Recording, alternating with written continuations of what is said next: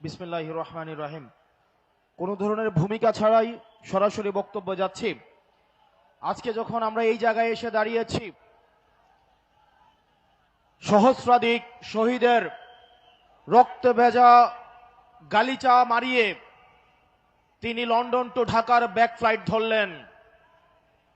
সহস্রাধিক শহীদের রক্ত দিয়ে বেগম খালেদা জিয়াকে জেল থেকে বের করে নিয়ে আসা হলো। আজকে আমরা দেখতে পাচ্ছি এই শহীদের মাকে নিয়ে সম্ভ্রমহানি করা হচ্ছে। জনাব তারেক জিয়া, আপনি আপনার কর্মীদেরকে সামলান। এই লাগামহীন কর্মীদের কারণে আপনার অধঃপতন আসন্ন। আপনারা যদি শহীদের মাকে সম্মান দিতে না জানেন, এই জুলাই পরবর্তী বাংলাদেশের জনগণ আপনাদেরকে সম্মান দিবে না।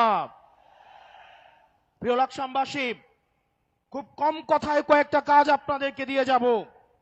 এখানে প্রশাসনের ভাইয়েরা উপস্থিত আছেন, পুলিশের ভাইয়েরা আপনারা উপস্থিত আছেন। আপনাদের দায়বদ্ধতা জনগণের কাছে, আপনাদের দায়বদ্ধতা গুলশানের কাছে নয়, আপনাদের দায়বদ্ধতা ধানমন্ডির কাছে নয়।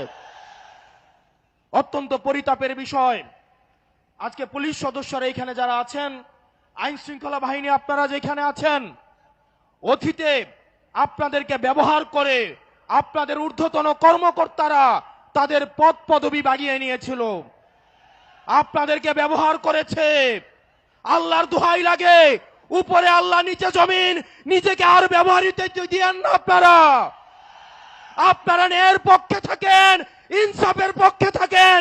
কোন রাজনৈতিক দল নয়, বাংলাদেশের জনগণ আপনাদের পক্ষে থাকবে। 12 তারিখ নির্বাচনে প্রশাসনের ভাইয়েরা আপনাদের কাছে উদাত্ত আহ্বান জানাবো, আপনাদের কোন দলের গোলামি করার দরকার নাই। প্রশাসনের ভাইয়েরা, আপনারা জামাতে ইসলামেরও নন, আপনারা বিএনপিরও নন, আপনারা এনসিপির নন। আপনাদের জবাবদিহিতা বাংলাদেশের জনগণের কাছে। আজকে যদি আপনারা ভোট চুরি করে, লাইলাতুল ইলেকশন করে, রাতের ভোট দিনের ভোট রাতে করে, জনগণের ভোট চুরি করে আপনারা নির্দিষ্ট কোন দলকে ক্ষমতায় নিয়ে যান, আপনাদের সন্তানদের কাছে আপনারা দায়বদ্ধ থাকবেন।